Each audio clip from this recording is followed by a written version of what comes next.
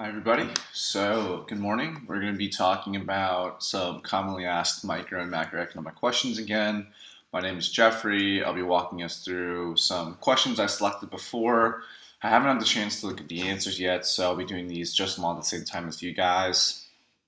And so with that being said, we'll just jump straight in. So the first question we're going to be working with today says, why might a firm continue to produce in the short run even though the market price is less than its average total costs? And so this is, I'm going to take a chance and just look up a graph just so it's a little bit prettier. But so we're going to look at cost curves, short run,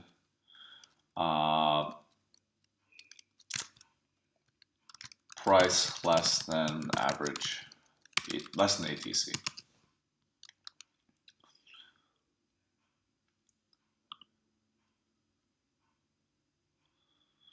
So okay, so let's just take a look at this graph right here, right?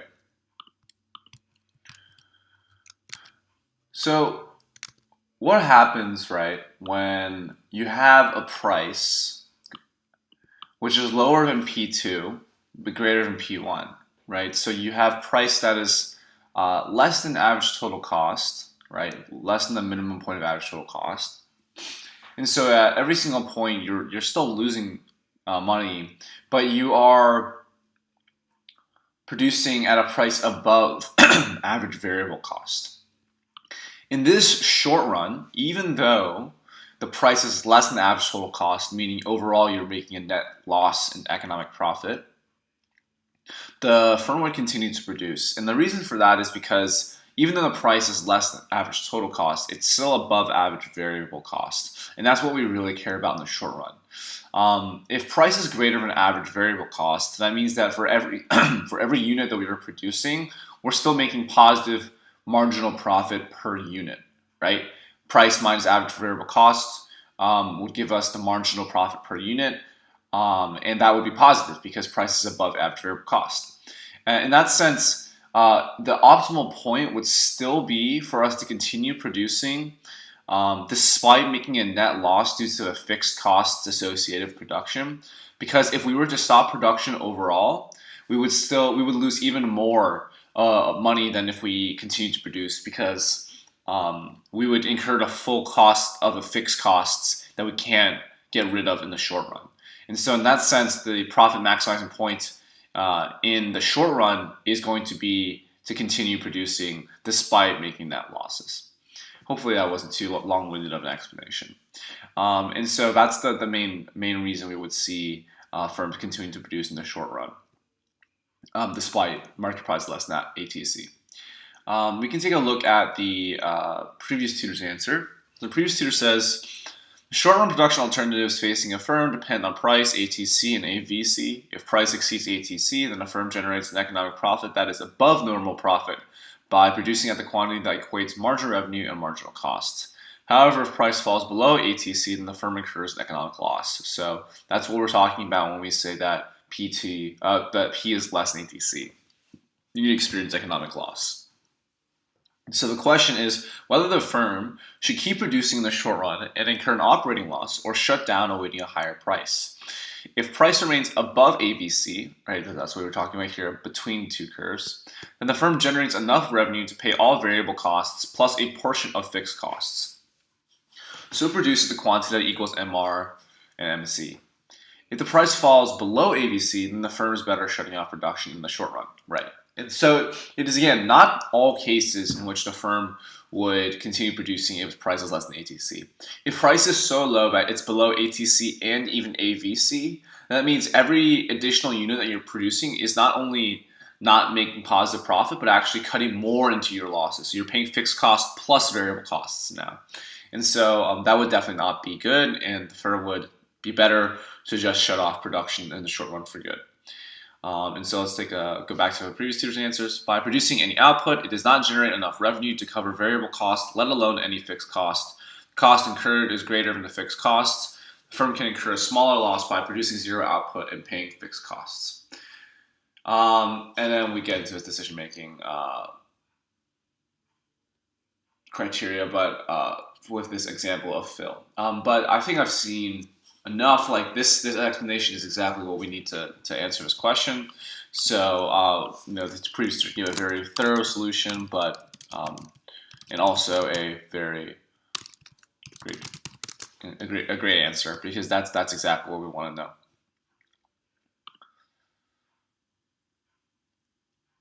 And we can move on to the next question.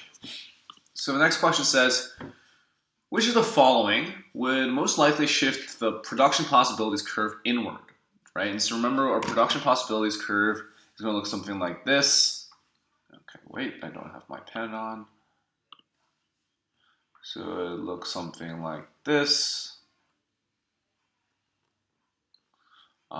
You say this is good X, this is good Y, and so we're saying you can only produce one of two goods, you can produce only two types of goods. What are the possible bundles on this frontier of goods, and what is going to happen that's going to shift this curve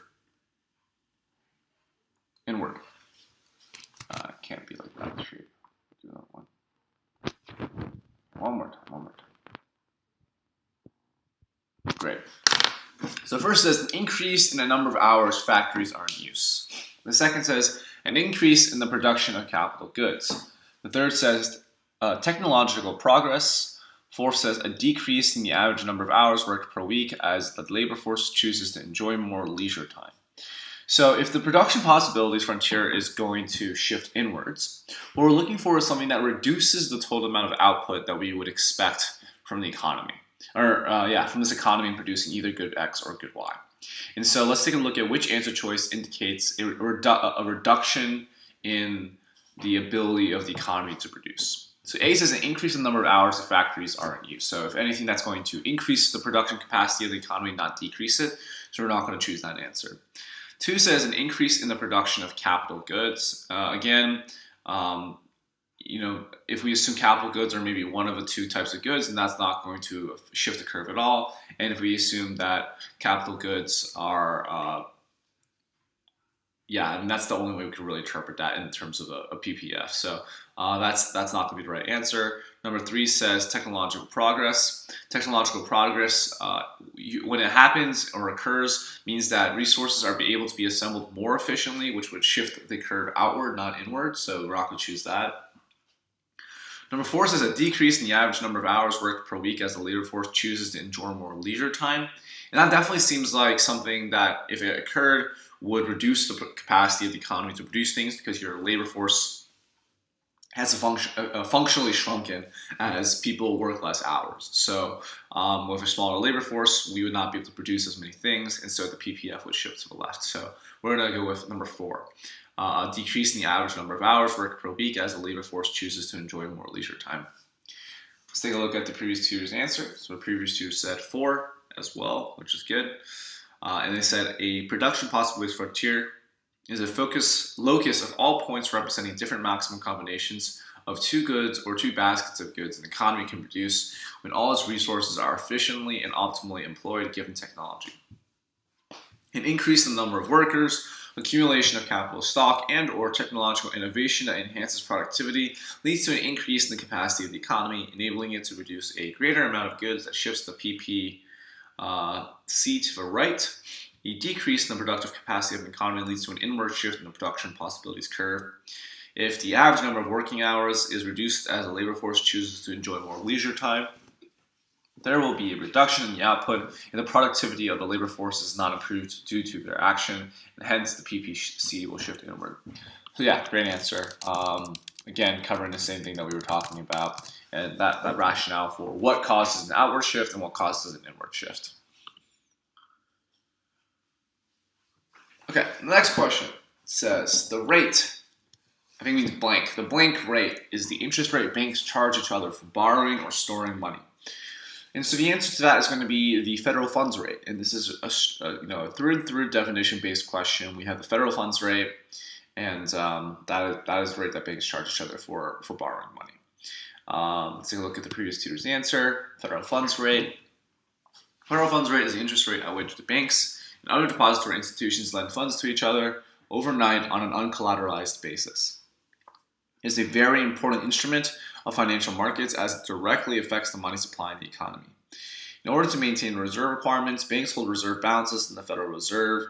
The banks with surplus reserve balance lend their surplus to those who are under a deficit. The interest rate charged in this type of transaction is known as the federal funds rate. Yep, and so great answer, good background info as well. Okay, and I don't think there's anything else to be said here. Again, this is something that you just really have to memorize and just kind of know a definition for. Next question says, why do some consumers tend to favor price controls while others tend to oppose them? And so price controls are things like price ceilings or price floors. And so let's take a look at a pretty classic example of a price ceiling, and that's like the rent control in New York City. And so we would have our supply,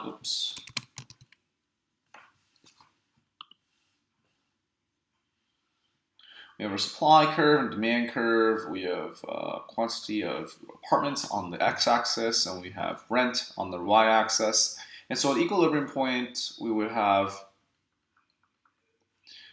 P star P star price for rent, and with rent control, what it essentially is it's a price ceiling. It's the government stepping in and saying this is the highest that the price can be. And so what does this create?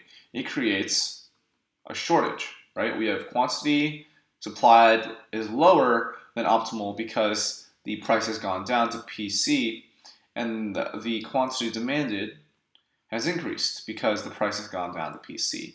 And so what we're left with is two different sets of consumers. We have this set of consumers, which are those who get an apartment, and they're going to be very happy, right? If you're able to get part of the supply during a shortage for apartments, then you're getting this apartment for a much lower price. We can think of our consumer surplus. It used to be for these consumers, this is their existing consumer surplus, and then they get this additional consumer surplus because they're able to get this price that is lower than before. So their overall consumer surplus has increased. So these consumers are going to favor those price controls because they benefited from it. They got lower prices and they still get an apartment. What we end up having, however, is another set of consumers who don't get the price, who don't benefit from the price control because they were not lucky enough to get one of the few units that are being sold at this lower rent level. And so these people now no longer have a place to live, and they're obviously going to oppose the rent control, especially these people who used to be able to get an apartment, but now, so they used to have consumer surplus here, and now they get nothing because this is all deadweight loss. This entire region is now deadweight loss. And so we're left with this group, this division between consumers. Those who benefit from the price control because they're getting the shortage of the supply, and those who do not benefit because they're subject to a shortage of supply. And so that's one main reason. We can apply that similarly to price ceilings as well. And so let's take a look at the answer choices. We hopefully will see some sort of rationale similar to the explanation that we give with this example. So a previous tutor says, the imposition of price control leads to inefficiency in the market. The binding price ceiling creates shortages as quantity supplied is less than quantity demanded. And a binding price floor leads to a surplus as the quantity supplied exceeds the quantity demanded. The benefit of price control is not equally distributed in the market, and hence some win and some lose. For example, a price ceiling restricts the supply, and consumers who are able to purchase at the lower price win, whereas others lose as they now have to pay a greater price in the shadow market to avail the goods. So again, great answer, goes over the same concepts as we do, talks about both price ceilings and price floors, and gives a very similar example to our price control in the rent market in New York City example. So great answer. No issues with that.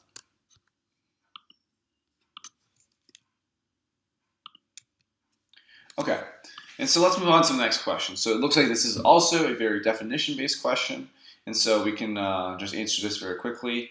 The question reads, in general, the term ceteris paribus means what? And the term ceteris paribus means holding all else equal, and it is an assumption that economists use when talking about changes or talking about different economic theories where we hold assumptions for some things to be equal and other things to be variable. So one great example is the law of demand, where we can say we would normally say if price increases, then ceteris paribus, meaning if price increases, then holding all else equal, the quantity demanded of a good is going to decrease. If we don't say ceteris paribus, then it's not necessarily the case that when prices increase, that quantity demand is going to go down, right? Because if prices increase, but we also see a overall deep shift of the demand curve to the left, then it's unsure what exactly we would expect to happen, or sorry, a shift to the right, then we're not sure exactly what we expect to happen in the case of a price increase. And so ceteris paribus is a really important assumption to have in economic theory, and whenever you see it, just assume it means holding everything else equal. So let's take a look at the previous tutor's answer. The previous tutor says, in general, it means all other things being equal or holding everything else constant. Ceteris paribus is a Latin phrase used in various disciplines to substitute for all else being equal. This phrase is used in economic thinking while describing various theories as, in order to explain different theories, different assumptions need to be made. One of the most recurring assumptions is assuming everything else is constant so as to measure the effect of one economic variable on another when other variables are not changing to create an effect. And that's a great answer, I think, really well put, talking about why we need to have this assumption in place when talking about economic theory. Great explanation.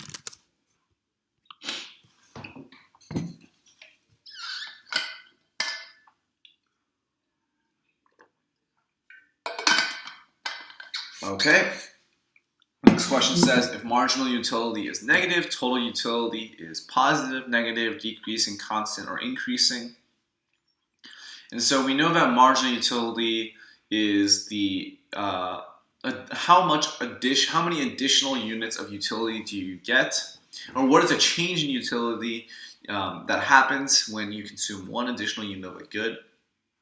And we also know it's the first derivative of the total utility function. And so if marginal utility is negative, that tells us that this last unit or this next unit that we would consume of a good is going to actually decrease our overall total utility. Meaning we really don't want any more of this good. We've consumed more than enough of this good for us to be happy and for us to be optimal. And so let's take a look at the answers. So A says positive. If marginal utility is negative, total utility is positive. And again, that might not be the case. Maybe you've consumed so much of this good so far over optimal that you've actually managed to make total utility negative. You would have been better off not consuming this good at all. So positive is not necessarily going to be true.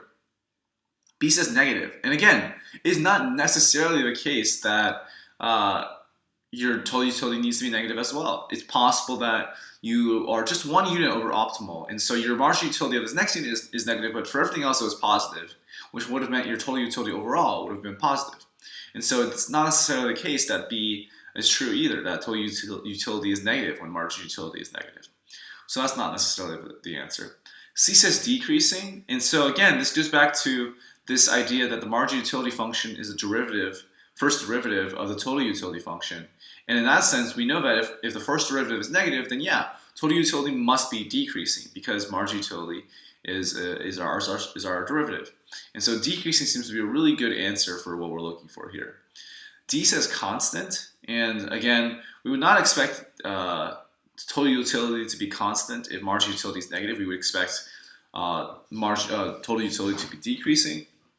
And same answer for E. There's no way if marginal utility is negative that total utility could be increasing.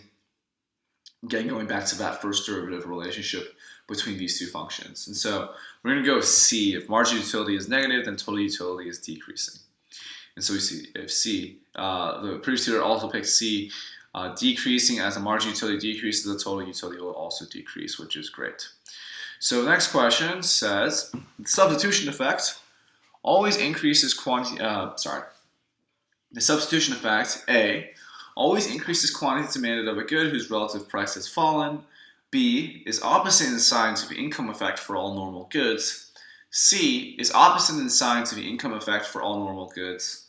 D, may cause demand curves to be upward sloping. Or E, is always dominated by the income effect for normal goods. And so a lot of these answer choices are talking about two things. They're talking about the substitution effect, and they're talking about the income effect.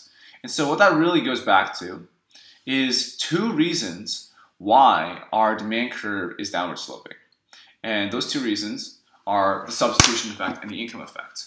Why is the law of demand true? When price goes up, why does quantity demanded go down? And the first explanation that we give for this is the substitution effect.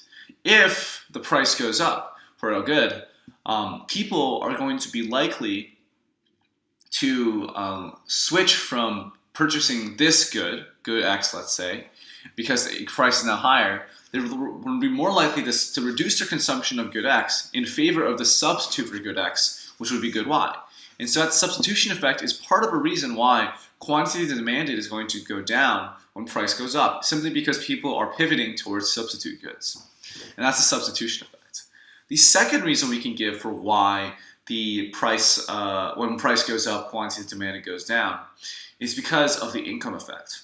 And the income effect says that when price goes up, what essentially happens is you reduce the purchasing power of the consumer. Because whereas a consumer at the previous price may have been able to buy 10 units of a good if they spent all of their income on it, by increasing the price, you may have reduced their ability to buy this good to only 5 units of this good, even if they spent the same amount of money on these goods. And so even though this person's income has stayed the same, their effective income or their purchasing power has actually declined due to the increase in price. And so that decline in purchasing power means even if the person wanted to consume as much as they did before, they might not be able to or are less able to because of that reduction in purchasing power. And so that's the income effect explanation for why the quantities demanded of a good is going to go down when income goes up. Sorry, when price goes up. And so let's take a look at which one of these answer choices is going to get some of these definitions and relationships between these two concepts correct. So A says, the substitution effect always increases quantity demanded of a good whose relative price has fallen. And so what it's saying is the substitution effect always increases the quantity demanded of a good. So the quantity demanded is going up when the relative price has fallen for a substitute good. So this is not going to be correct, right? When we say that when relative price has fallen, if we assume that relative price assumes to the price of the substitute good, then if the substitute good's price falls, we would expect the substitute good to experience an increase in quantity demand, while our good would experience a decrease in quantity demanded as people pivoted towards the substitute good. So A is going to get the direction of the relationship incorrect. B says that the substitution effect is opposite in sign to the income effect for all normal goods. And that's not going to be true. We know that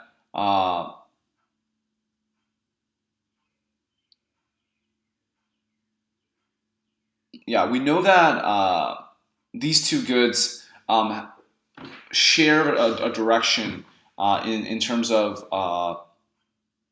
both of them are explaining why the law of demand is correct, and so it's not going to be the case that they have opposite signs. In fact, they both are similar explanations, and they're both reasons why the law of demand holds true. And so we would expect them to have the same sign and effect. So it's not going to be B. It looks like C is the same answer choice, so we're just going to say it's not C as well.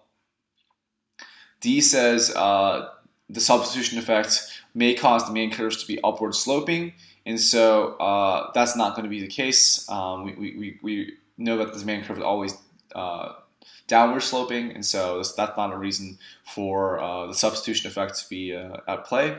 And finally, E says that the substitution effect is always dominated by the income effect for normal goods. And again, we don't know if that's the case. It depends on the good at hand. So I see it looks like we've eliminated all our answer choices, but on a reread, I think answer choice A actually might be a better answer choice than I had previously assessed, and that's because it's also possible to interpret relative price has fallen as saying that the price of our good has fallen relative to the substitute goods price. In that case, if the price of our good is the one that has fallen, then people will pivot away from the substitute good in favor of our good, and that would increase the quantity demanded of a good. So it looks like that might be the best answer here. And so let's take a look at the answer key to see what the previous tutor said. So previous tutor said A as well, because of the substitution effect. If the price falls, the quantity demanded increases. And so that's a good answer choice there as well. Okay, great. And so let's take a look at the next question. The next question says, demand curves for normal goods slow downward because A, the substitution effect of a price change is greater than the income effect. B, substitution and income effects work in the same direction. C, the income effect is always greater than the substitution effect.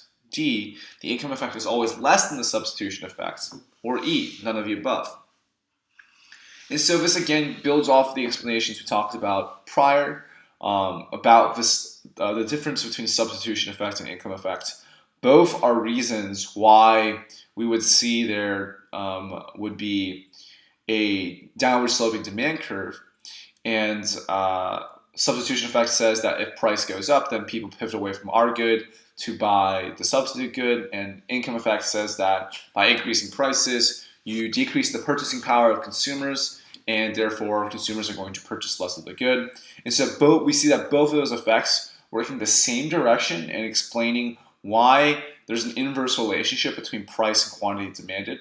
And so it looks like B is going to be our best answer. It says that demand curves for normal goods slope downward because substitution and income effects work in the same direction.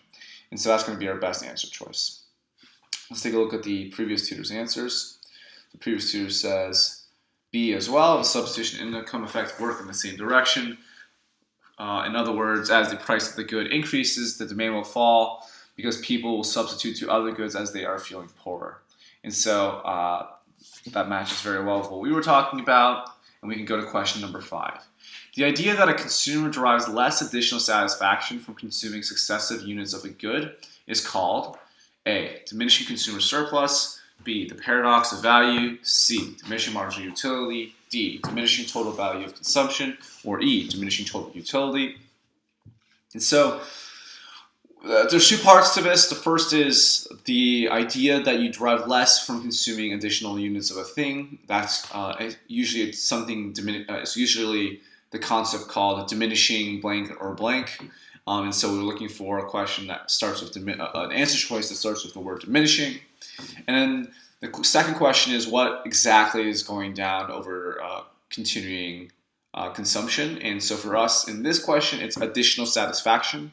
In that case, we're talking about marginal utility.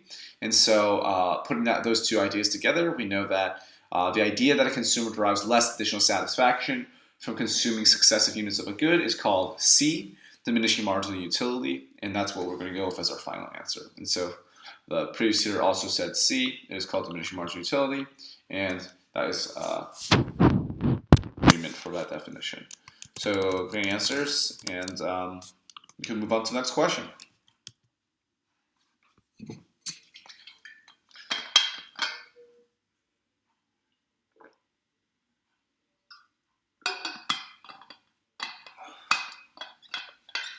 Okay, so the next question says, a decrease in aggregate supply can result in which of the following? A recession, B, cost push inflation, C, demand pull inflation, or D, unemployment.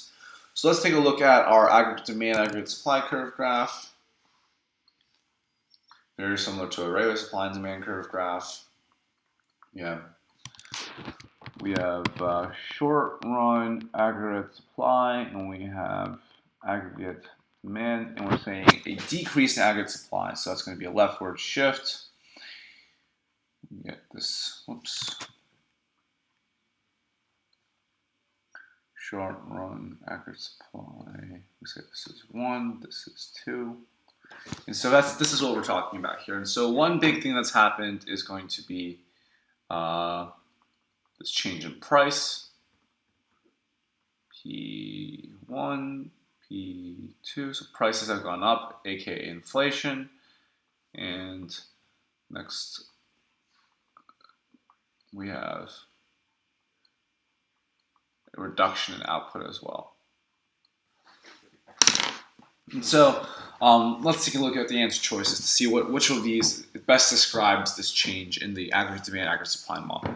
So A says a recession, and so we are not exactly sure if that's the case, right? We don't know where the short run equilibrium is relative to the long run aggregate supply. It could be the case that long run aggregate supply is to the left of the equilibrium, even to the left of a new equilibrium. In that case, it's not necessary that we would experience a recession, because the short run GDP output could still be greater than the long run aggregate supply. So that's not necessarily going to be the case here. B says cost push inflation, and so this is when inflation occurs due to a leftward shift in the aggregate supply curve as a result of increasing input costs for suppliers. And so that seems to be a really good description of what's happening here. And the last step of that is because of the shift, we see higher prices. And that seems to be a really good explanation for overall what's going on here. We had a leftward shift in the aggregate supply, and that's going to increase the overall price in the economy, leading to inflation. And so cost push inflation seems to be an apt description for our situation. But we can take a look at the other answer choices just to be sure. C says demand pull inflation. And so this one refers to when inflation is going to occur, prices are going to go up because aggregate demand is going to increase. Therefore, aggregate demand shifts to the right, and we would see an increase in inflation.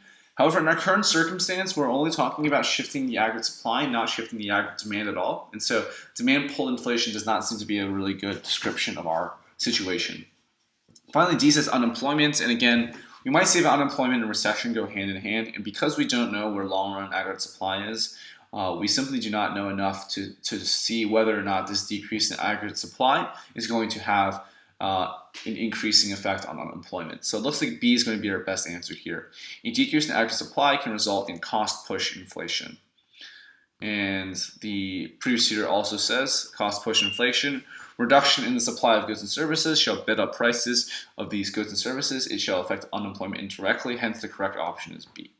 So yes, this is going to be our correct answer here. Let's take a look at the next question. Number 2, in the short run or intermediate range of the aggregate supply curve, higher aggregate demand will increase A, the price level but reduce real GDP, B, real GDP without raising the price level, C, the price level without affecting real GDP, or D, both the price level and real GDP. And so again, the intermediate range of the aggregate supply curve is going to be the sloped range. And so let's redraw our aggregate demand, aggregate supply. We have price and we have quantity. We have demand, aggregate demand, and we have short run aggregate supply. And we're saying higher aggregate demand. So we're saying an increase in aggregate demand. What's going to occur? And so we see two things happening. One, our old price was at P1, and our new price is at P2. So price has gone up, so we know there's going to be inflation. And second, our old quantity was Q1, and our new output is Q2. So we know that GDP is going to increase. And so that's going to be the two effects we're looking to see in our answer choices. And so rereading the answer choices, one says higher aggregate demand will increase the price level but reduce real GDP. And so yes, they were correct about the price level, but GDP did not go down. GDP also went up, so it's not going to be A. B says increase real GDP without raising the price level, and we see that they both increased, so it's not going to be B. C says will increase the price level without affecting real GDP. And again, real GDP is affected, it goes up, so it's not going to be C. And D says will increase both the price level and real GDP. And so that's going to be the best answer here to cover both of the things that happen with this increase in aggregate demand. So D is going to be our best answer here. So let's take a look at the previous tutor. The previous tutor says, in intermediate range, there's an increase in real GDP and price level, both increase, hence D is correct. So that's great, we're in agreement. And finally C, sorry, not C, number 3. Question 3 says, which of the following helps explain why real GDP is inversely related to price levels within the framework of the ADAS model? So this is the ADAS model. Why is the aggregate demand decreasing? Downward sloping. And so let's take a look at some of the answers. Answer source A says, as prices fall, domestic consumers have an incentive to buy more of cheaper goods and services. And so that's going to be a really good answer choice here because that's a almost direct explanation for why lower prices result in higher output. And so, or not higher output, higher spending, right? If prices go down, people buy more. And so this is something that's going to be really hard to beat in terms of the other answer choices, but we can take a look. The second question says, as prices fall, the wealth of money holding the fixed quantity of money increases, causing them to expand their purchases of goods and services.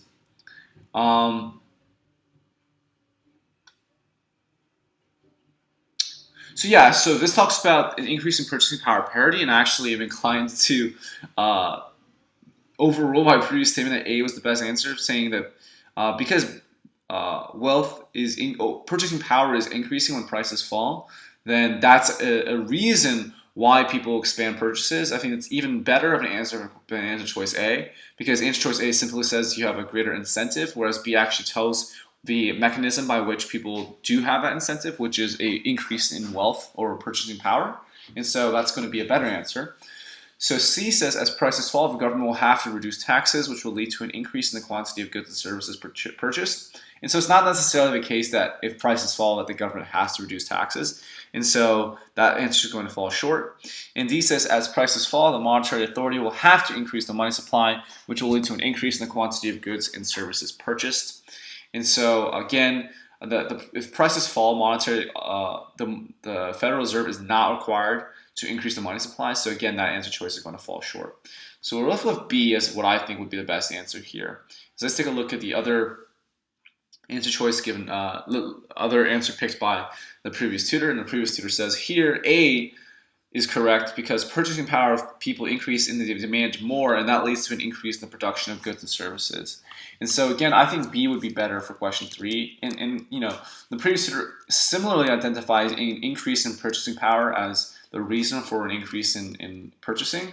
And that is just better suited towards answer choice B. B is a better answer because it more directly includes the idea that purchasing power increases when price goes down. As a result, overall consumption spending increases. And so that's going to be the best answer there. We're going to have to mark the solution as incorrect just because that last answer we disagree with. And so we can move on to the next question though. The next question says, the reason for the Fed being set up as an independent agency of government is to A, allow it to earn profits like private firms, B, protect it from political pressure, C, make it be managed and controlled by member banks, or D, let it be able to compete with other financial institutions. And so let's break this down. So the Fed is an independent agency, it is part of the government, but it is not tied to any specific branch of government, and so it is supposed to be offered a degree of independence so that politics plays no role in shaping the monetary supply of the government. And so that is the main role of the Fed in the way that is being set up. And so A says that the reason it's an independent agency is to allow it to earn profits like private firms. And so the Fed is not like a bank because it is not it's not like a commercial or investment bank that is not trying to earn massive profits like private firms are. And so this is going to miss the answer completely. B says protected from political pressure, and we know this is the case. We want monetary supply to be independent of politics, independent of parties, and independent of partisanship. We want it to be conducted in a way that is most healthy and helpful for the economy. And so that protection from political pressure is definitely one of the main motivators for setting up the Fed as an independent agency. We can continue on to other answer questions just to make sure. C says make it be managed and controlled by member banks.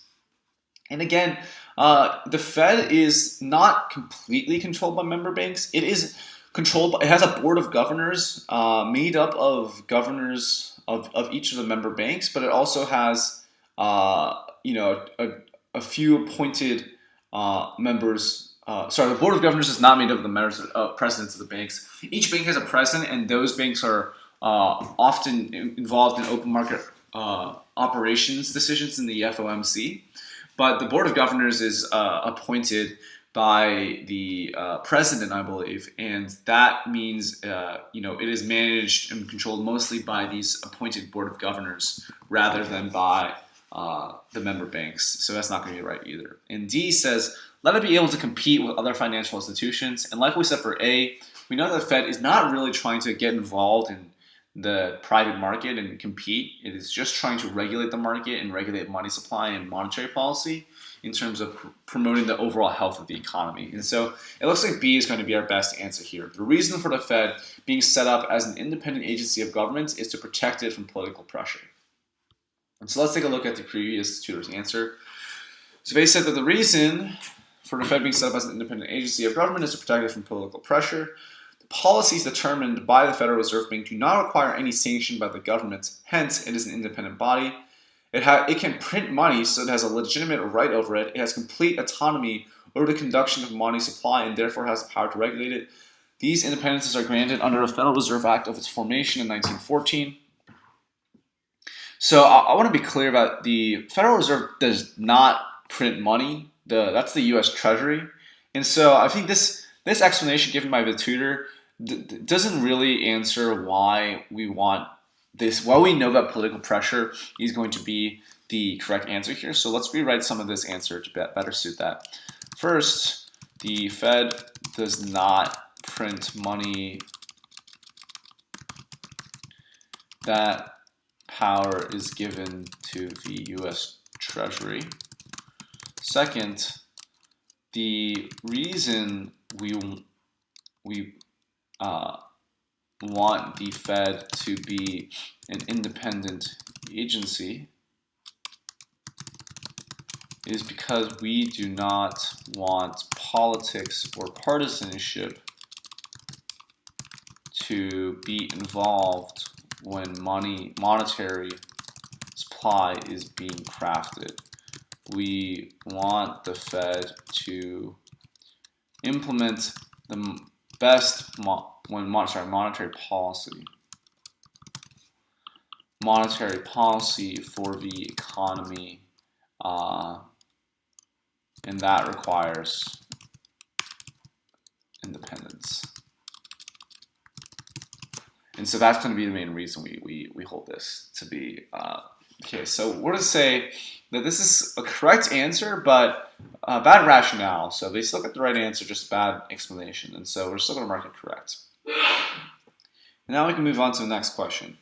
The next question says, which of the following is not characteristic of the demand for commodity that is elastic? A says that the relative change in quantity demanded is greater than the change in price. B says buyers are relatively sensitive to price changes. C says total revenue declines if prices increase. And D says that the elasticity coefficient is less than 1. So let's quickly review. Elasticity of demand is going to be percentage change in quantity divided by percentage change in price.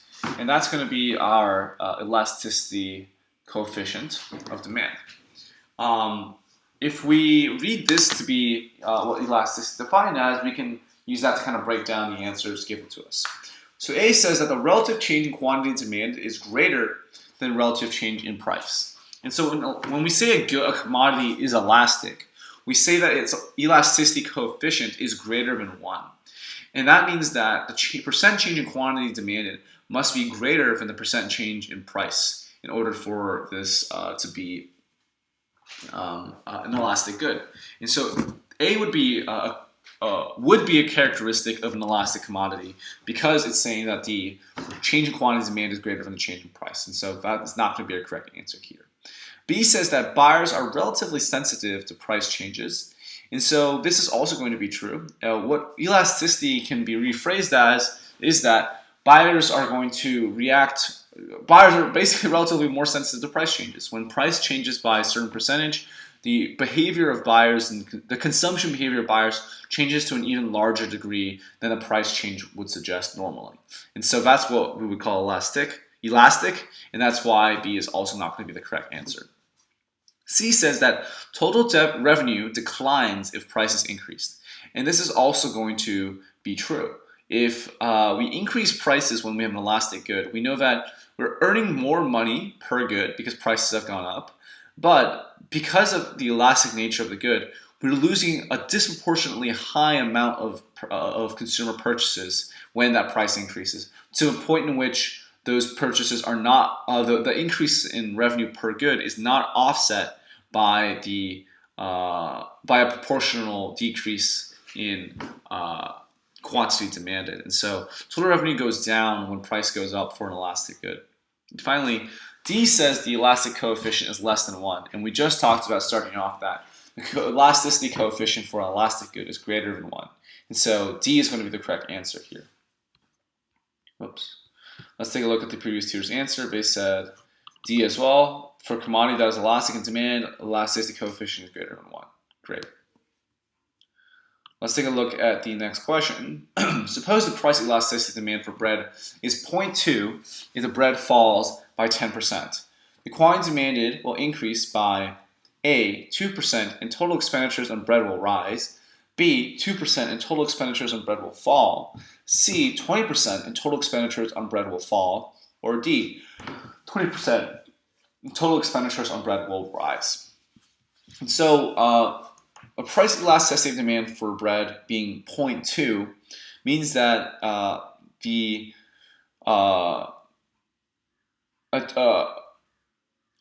percent change in quantity would be 1/5 the proportional change in price. And so if the bread falls, if the price of bread, I'm going to assume that says, if the price of bread falls by 10%, then we would divide 10 by 5 and get 2, or 10 times 0.2 would give us 2%, and there's going to be a 2% increase in quantity demanded because of the given information that we have. And so we know it's not going to be C or D, we know it's going to be either A or B. And the second question is, does total expenditures on bread rise or fall? And by total expenditures, what they really mean is total revenue. And so for an inelastic good, where we have, and we know it's inelastic because our price elasticity is less than 1, it's 0.2. So for an inelastic good, when we decrease the price, we are going to see that total expenditures are going to fall because the decrease in price is not offset by a proportionally high increase in quantity demanded. We see here that if we're decreasing the price by 10%, we would need there to be a more than 10% increase in quantity demanded for our overall expenditure to rise, because we're losing 10% of the revenue we used to make per good. So we need to have overall number of goods increase by 10% as well. And here we see that for a 10% fall in price, we only see a 2% increase in quantity demanded. And so that does not nearly cover the loss in revenue from the price reduction. And so the correct answer here is going to be B, that the quantity demanded is going to increase by 2% and total expenditures on bread will fall. So let's take a look at what the previous tutor said. And the previous tutor said A, 2% in total expenditures on bread will rise. And the reasoning is that as quantity changes, the elasticity, quantity change is given by elasticity times price change, so 2%, and the derivative of expenditure, the changing expenditure is given by Q times 1 minus E, so this 1 minus elasticity. So again, I don't think this is the right rationale. We want to approach this from the total revenue perspective, so we can take a look at that and mark that as incorrect. So for number 2, we would say B. The a elasticity coefficient of 0.2 means that that bread is an inelastic good. When we decrease the price of an inelastic good, we see a decrease in total expenditure / revenue. This is because the reduction in price is not offset by a proportional increase in quantity demanded. So that's going to be our rationale for number 2. So let's carry on for number 3. If a consumer is in equilibrium, an increase in money income will A, move him to a new equilibrium on a lower indifference curve, B, make his indifference curve steeper but not alter the equilibrium position. C, have no effect on the equilibrium position because product prices have not changed. Or D, move him to a new equilibrium on a higher indifference curve. So for this question, we're talking about utility and indifference curves. So let's draw that out to get a visual explanation in here.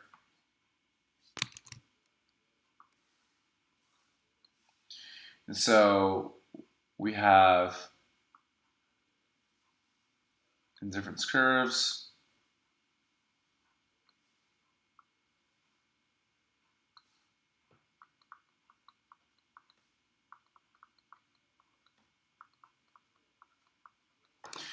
And so we might see a consumer equilibrium looking something like this. So their equilibrium point is here. They're achieving an optimal indifference curve because the optimal point at equilibrium is where your indifference curve is tangent to your demand curve. And so the question is, what happens when we have an increase in money income? So an increase in money income is going to increase our consumption bundle, and so our budget constraint, sorry. So this isn't a demand curve, I'm sorry. This is a budget constraint, so it's BC1. So higher income means we can afford more of each good, and so we would want to see an expansion of our budget constraints to a higher level, and so it might look like something like this, right? Where we have budget constraint 2 as our new budget constraint, and that's going to increase us from indifference curve 1 to indifference curve 2, which is now tangent to our new budget constraint. So A says that this increase in income will move him to a new equilibrium on a lower indifference curve. And so we can see here very clearly that indifference curve 2 is greater than indifference curve 1, and that's going to be the case in all circumstances. When we increase or expand our budget constraint, we're only going to access higher and higher indifference curves, not lower ones. And so it's not going to be A. B says it's going to make his indifference curve steeper, but it's not alter the equilibrium position. And again, we don't know that's the case. Indifference curves reflect preferences. They don't reflect. They reflect areas. They reflect different bundles in which the consumer would be equally happy to consume. And so, to increase your income only affects your budget constraint. It does not affect the shape of your indifference curve. And so we know it's not going to be B as well. C says that an increase in money income will have no effect on the equilibrium position because product prices have not changed. And so this is incorrect because even if the prices have not changed, by increasing the overall income that the consumer has to work with, that is going to allow the consumer to have greater purchasing power, allowing them to consume more of the goods. So holding price changes equal, we still have an expansion in the budget constraint. And finally, D says that an increase in money income will move him to a new equilibrium on a higher indifferent curve. And so this is going to be exactly what we see occurring in our graph. And so that's going to be the right answer here. So D is going to be correct. And so for 3, we see it says, move him to a new equilibrium on a higher indifference curve. The reason being that an increase in income shifts the budget curve upwards, making tangents to higher indifference curves. And that's great. So we're good with that answer. The next question says, the larger the coefficient of price elasticity of demand for a product, the A, larger the resulting price change for an increase in supply, B, more rapid the rate at which the marginal utility of that product diminishes, C says smaller the resulting price change for an increase in supply. So a large coefficient of price elasticity refers to an elastic good, where we say that changes in supply are going to be, changes in demand are going to, changes in quantities demanded are going to be reflected, are going to result from higher, faster changes in, changes in quantity demanded will be greater than the changes in prices that lead to those changes in quantity demanded. And so an elastic graph is going to look like this. An elastic demand curve. Okay, I'm not sure why it's looking like this. Yeah, there we go. So elastic demand curve is going to be much more like shallow in terms of its slope relative to an inelastic demand curve. And so this is what we normally expect to see when we have this type of demand. And so the first question says that the larger resulting price change would be for an increase in supply. And so if this is our supply curve, if supply curve were to go to increase, an inelastic supply curve, an elastic demand curve means that supply changes actually cause relatively smaller price changes compared to inelastic demand curve. And the reason for that is because of the shallow slope of the demand curve. We see that the price change is just very minor when we shift the supply curve to the right. And so that's not going to be the case. B says more rapid the rate at which the marginal utility of that product diminishes. And again, we know nothing about the marginal utility of the product given the elasticity of demand. We simply know the behavior of consumers when it comes to price changes and quantity changes, so it's not going to be B. And C says the smaller resulting price change for an increase in supply. And so this is going to be correct, that the more elastic a demand curve is, the smaller a price change that is going to occur when supply changes, because demand curve will continue to get flatter and flatter as a result of that elasticity. And so C is going to be the right answer here. The larger a coefficient of price elasticity of demand for a product, the smaller the resulting price change for an increase in supply. And 4 says the larger resulting price change for an increase in supply. And so this talks about, as elasticity indicates price sensitivity to quantity change. If elasticity is more inelastic, then price change is more. So if elasticity is more, then price change is more. So that's not going to be the right answer here, and we're going to write that out for Y. For 4, we see that C is the best answer. A more elastic coefficient of demand means a more flat, means a less and less steep slope for the demand curve overall. When we have a relatively flat demand curve, increases in supply do not reduce price very much compared to an increase in supply with a relatively steep demand curve. As a result, a higher elasticity coefficient of demand means that an increase in supply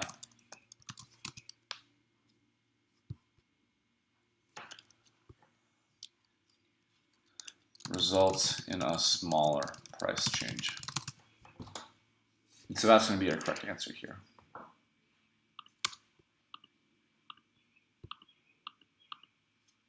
Next question, question number 5 says that a manufacturer of frozen pizza found that total revenue decreased when price was lowered from $5 to $4.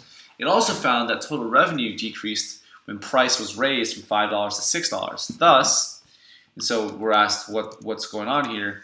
What we're basically seeing is that $5 is $5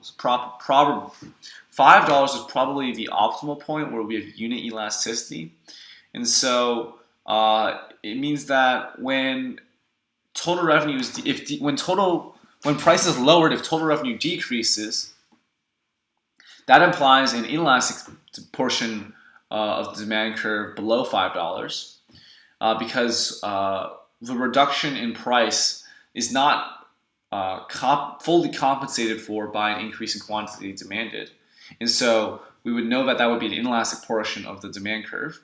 And on the other hand, if total revenue decreased and price was raised, then we know that the price of change from $5 to $6 moves into the elastic portion of the demand curve because the increase in prices was more than offset by a decrease in quantity demanded as a result of higher prices. And so we're left with this kind of sweet spot at $5 where anything below $5 is inelastic. Anything above $5 is elastic. And so that's going to match very well with answer choice A, which says that the demand for pizza is elastic above $5 and inelastic below $5. So let's take a look at the previous tutor's answer. So the previous tutor says B, the demand for pizza is elastic above and below $5 as derivative of total revenue is equal to quantity times 1 minus E. So if E is greater than 1, then revenue decreases. So both below and above $5 is inelastic. So I'm not really sure where this tutor got this relationship between revenue and elasticity from. And also, if both, even if we were to take this to be true, if E is greater than 1, then it's elastic, right? So I'm not sure why the final answer would be inelastic. And so we're going to rewrite this answer choice to better reflect what's happening here. So B is the right answer. If decreasing the price results in a increase in total revenue, then we know that the the price change is in the inelastic portion of the graph. This is because the decrease in price was not offset by a proportional increase in quantity demanded. On the other hand, if an increase in price results in a decrease in, this is both decrease,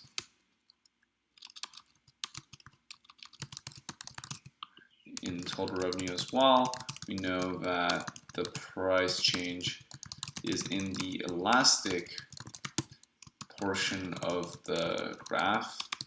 This is because the increase in price was more than offset by a disproportionately high decrease in quantity demanded. B, oh sorry, it's A, isn't it? It's not B, it's A. Right, 5 is A, yeah. Therefore, A is the correct answer.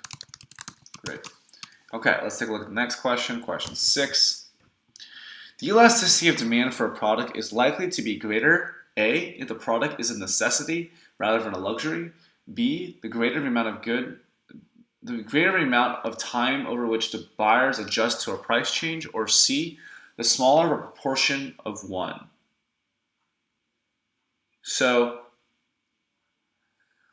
let's take a second to break down these answers. So higher elasticity of demand is going to be an elastic good. So we're saying in which of these cases is price change going to result in a disproportionately high amount of quantity demanded change?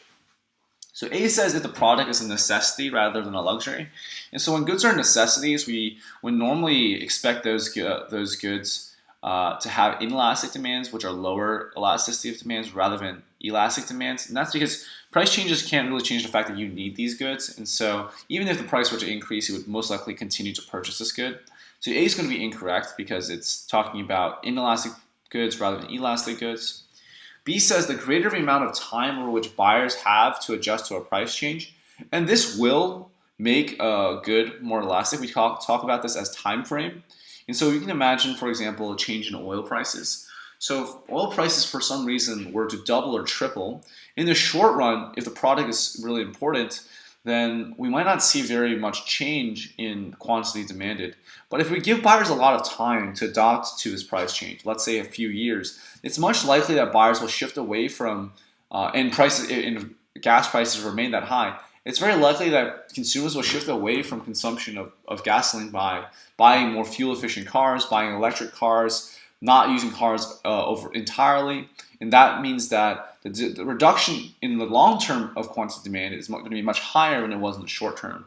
And so B is going to be correct in that if we increase the amount of time buyers have to adjust to a price change, then the elasticity of demand will be higher.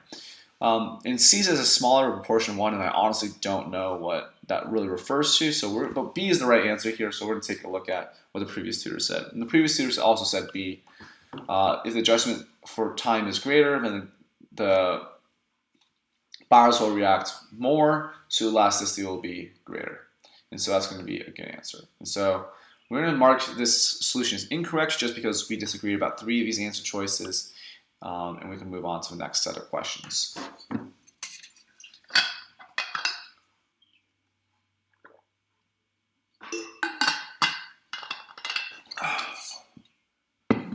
So the next question says, when a government redistributes income from the wealthy to the poor, A, efficiency is improved but equality is not. B, equality is improved but efficiency is not. C, both efficiency and equality is improved. Or D, neither efficiency nor quality is improved. And so this talks a little bit about the dichotomy between efficiency and equality. Efficiency refers to the economically optimal point of production, where we're maximizing the total benefits to society. Equality, on the other hand, is not worried about achieving efficiency. It's worried about an equitable outcome for all people in society. And so redistribution is going to favor efficiency. Sorry, not efficiency. Favor equality, because it's saying that we want everybody to have a similar size slice of the pie. And so those who have a larger slice of the pie should give some of their income to those who have a smaller slice of the pie. And so this is what we talk about when we talk about equality. And how most of the time it's a trade-off. If you want to promote equality, you're going to reduce efficiency, and redistribution of income is no exception. Efficiency would mean that we would want income to stay in the hands of those who earn that income. And so when we improve equality, we are hurting efficiency. And so B is going to be the right answer here, that when the government redistributes income from the wealthy to the poor, both efficiency and equality are improved. Sorry. Equality is improved, but efficiency is not. And that is the correct answer here. Let's take a look at the previous tutor's answer. And they said, as we know that in the majority of the economy, there's a disbalance in the distribution of income, which means that the rich become more rich and the poor become poorer. Inequality is a situation where the distribution of income and wealth among different groups of society is unequally distributed. Similarly, equality is a situation when the distribution of income and wealth among different groups of society is equally distributed. On the other hand, efficiency is the situation when using the existing factors of production, the optimal production and allocation of resources is achieved. In the case where the government redistributes income from the wealthy to the poor, equality is improved but efficiency is not. Therefore, option B is the correct option. Note that efficiency and equality usually involve trade-offs between the two. And that's going to be the correct answer. You can move on to the next question now. So Next question says, which type of portfolio might a young investor who is not afraid of risk choose? 1 says a portfolio with a high percentage of stocks. 2 says a portfolio with a high percentage of conservative mutual funds. 3 says a portfolio that is mostly cash. And 4 says a portfolio with a high percentage of treasury bonds. So a young investor who's not afraid of risk would likely take on a portfolio of high risk. And in this case, A is going to be the best answer. Stocks is clearly the most risky investment out of the 4 types of investments noted.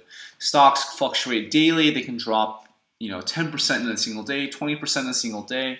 And so that's a really risky investment. And so it's high risk, high return. It's possible to lose a lot of money investing in stocks. It's possible to win a lot of money when investing in stocks. 2, it says conservative mutual funds. And if it were just mutual funds, it would be a more diverse portfolio. And secondly, because they're conservative mutual funds, it's likely that these are fairly safe investments. And so 2 is not going to be very risky compared to 1. 3 says mostly cash. And if you invest mostly in cash, you have very low risk just because cash earns very little returns. And you don't really lose any money, but you don't really gain any money. And so cash is very safe.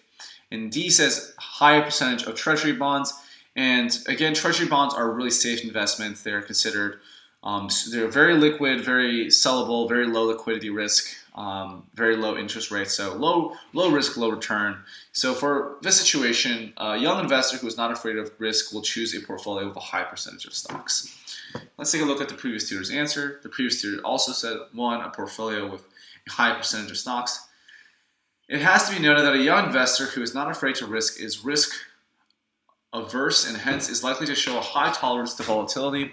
Such an investor is likely to incline towards the aggressive investment strategy. An aggressive investment strategy seeks to maximize the potential return by embracing a higher degree of risk. This portfolio management style focuses on capital appreciation rather than the safety of the principal invested. Such a young investor who is ready to take the risks to yield greater returns, even if it means absorbing a capital loss in the short run, is likely to choose a portfolio with a high percentage of stocks. The investor can invest in risky classes of investments like commodities, high-yield stocks, equities, etc. So great. This is a good answer, and so that's going to be a good wrap-up for this question. The next question says that the demand curve for a typical good has a negative slope because some consumers switch to other goods as the price rises. B, negative slope because consumer incomes fall as the price of the good rises.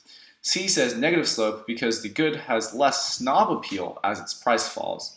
D says inverse slope because as the price goes up, the good has more profitability. And E says positive slope because price is a clear indicator of need. And so here we know it's not going to be D or E. We know the demand curve for a typical good has a negative slope, so it's not going to be D or E. A says because some consumers switch to other goods as the price rises, and so this is true. We know this is the substitute effect. And so A seems to be a really good answer choice so far. B says negative slope because consumer incomes fall as the price of the good rises. And so this is not true. Consumer income doesn't fall automatically when prices rise. It's more so that the purchasing power of the consumers falls, whereas their consumer income stays the same because even though their income has not changed, they're able to afford less of the good than they could buy before. So B is not going to be correct. C says negative slope because the good has less snob appeal as its price falls. And so this isn't a real mechanism by which we see demand actually changing, and so it's not going to be the right answer. So we're left with option A, which is the right answer. The demand curve for a typical good has a negative slope because some consumers switch to other goods as the price rises. So let's take a look at the previous tutor's answer. As we know that the demand is showing the quantity that a consumer is willing to purchase at a given level of price in a particular particular period. When we draw the demand equation on the graph paper, then we get the inverse relationship between price and quantity demand, which is also known as the demand curve. Because of this inverse relationship, the demand curve has a negative slope, which shows that some consumers switch to other goods as prices rise. Therefore, option A is the sub-correct option. So we say this effect is known as the substitution effect. And we can mark that as correct. Okay. The next question says, under an expansionary taxation policy, the government tries to stimulate economic growth by doing which of the following? Increasing taxes, reducing taxes, increasing spending, or reducing spending. So we know that this is going to be tax policy, so it's not going to be 3 or 4. Spending is one of the 2 things that fall under fiscal policy, but is not tax policy for sure. And so the question is, if we want to stimulate growth, are we going to increase taxes or reduce taxes? And the answer is we're going to reduce taxes. The reason for that is we want people to have more disposable income. If people have more disposable income, then they're going to engage in more consumption spending, and that's going to stimulate economic growth. And so reduction in taxes means less payments to the government and more money in the hands of people, and that's going to cause consumption to go up and therefore growth to go up. And so 2 is going to be the right answer. Let's take a look at the previous tutor's answer. So they said reducing taxes as well, and they said that an expansionary policy involves actions that increase the level of aggregate demand in the economy such that the economy can be pulled out from a short-run recessionary pressure. Expansionary fiscal policies adopted by the government and hence includes the government's discretionary actions involving fiscal expenditure and tax policy. If the government adopts an expansionary tax policy, it will attempt to stimulate economic growth by reducing taxes. A tax reduction will increase the real disposable income of consumers, enhancing the spending capacity that enables them to increase their level of consumption. As a consequence of which, there will be an increase in the level of aggregate demand in the economy. And as aggregate demand increases, the curve will shift to the right, leading to an increase in economic output and price level that effectively rescues the economy from recession. So great explanation, covers this idea of fiscal policy and also how tax reduction links to disposable income, links to consumption, links to aggregate demand. And so this is going to be a great answer for us to be looking at. The next question says, in the short run, I think we need to open this up. So it says, in the short run, a profit maximizing firm will expand output as long as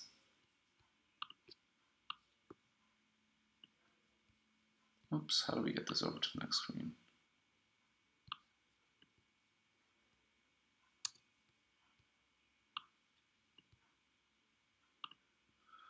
Okay, let me see if I can open this up on the next screen.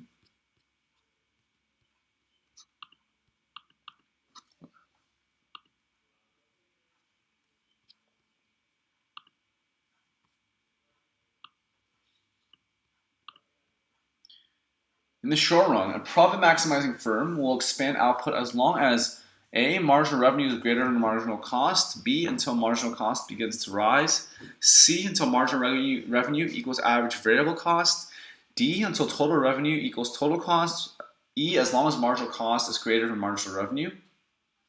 And so we know that profit maximizing point for any firm is going to be where marginal revenue equals equal to marginal cost. And so A is going to be the best answer here, that you continue to expand output as long as your MR is greater than MC. And as soon as that's not true, when MR equals MC, you stop expanding. That's going to be the profit maximizing rule for any firm. And so A is going to be the best answer here. And let's take a look at the previous tutor's answer. And so the previous tutor also said A, profit maximization occurs at a point where MR is equal to MC as long as marginal revenue is greater than marginal cost. The firm continues to produce because it's earning economic profit. And answer E is incorrect because this would cause the firm to reduce output. And so, yeah, this is a great answer choice. Great answer. Nothing wrong with that, and we will mark that as correct. Okay, next we have our last set of questions. If the supply curve is relatively flat, then the price elasticity of supply will be A, relatively large, B, relatively low, C, negative, D, decreasing at an increasing rate. And so a relatively flat supply curve is going to look something like this.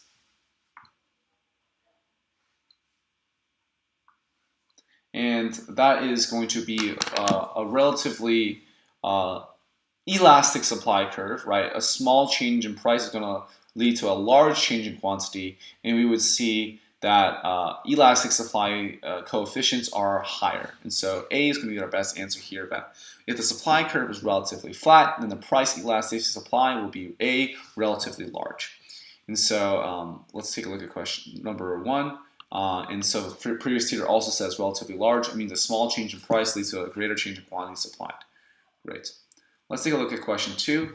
Last semester, there were 5,000 parking spaces available on campus. The price of a parking permit was $80 per semester, and the quantity demanded equal to quantity supplied at this price. Suppose that the number of parking spaces increases by 10% and the elasticity of demand for parking is 0.5. Parking services should blank the price of a permit by blank to guarantee that quantity demanded will increase will equal quantity supplied. And so we're given that the number of spaces has increased by 10% and the elasticity of demand for parking is 0.5. We want to know what is the proportional change in pricing that should match this. So if elasticity of demand is 0.5, we know we have a relatively inelastic demand curve. And so we see that a 10% increase in parking spaces should be reflected by a 20% reduction in the price of a permit, right? Because the proportional change in quantity demanded is half or 0.5 that of the change in price. So if the change in quantity demand is 10%, then the change in price should be 20%. And we know it should be a decrease in prices because the direction of the quantity demanded change and the price change is always opposite. And so the correct answer here should be B. The parking services should decrease the price of a permit by 20% to guarantee that quantity demanded will equal quantity supply. Let's take a look at the previous tutor's answer. And so they say percentage change in quantity supply is 10% or 0.1. In order to reach at the point of equilibrium quantity, demand must also be increased by 10%, and to increase the quantity demand, we have to lower the price. Elasticity of demand is 0.5, percentage change in quantity demand is 10%. The elasticity of demand is equal to percentage change in quantity demanded divided by the percentage change in price. 0.5 is equal to 0.1 divided by percentage change in price. Percentage per change in price is going to equal to 0.2 or 20%, which means that price will decrease by 20%. So it's a good mathematical breakdown of that if you don't want to do it in your head. And so yeah, we get the same answer. 3 says two goods are two goods are complements if we select one of the following. The price elasticity of each is greater than 1. B says the income elasticity of each is negative. C says the cross price elasticity is negative. And D says the cross price elasticity is positive.